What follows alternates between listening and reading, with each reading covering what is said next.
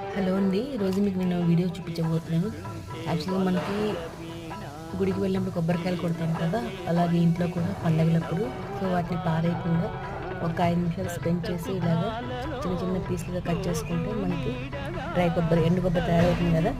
యాక్చువల్గా కిలో వచ్చేసి ఇప్పుడు 120 దాకా ఉంది కదండి. సో అలాంటివి డైరెక్ట్గా కొనుక్కునే బదులు ఇది పాడేయకుండా, పొళ్ళగొట్టి అలా పాడేయకుండా చిన్న చిన్న ముక్కలుగా కట్ చేస్తే మనం రెగ్యులర్గా వాడుకోవచ్చు.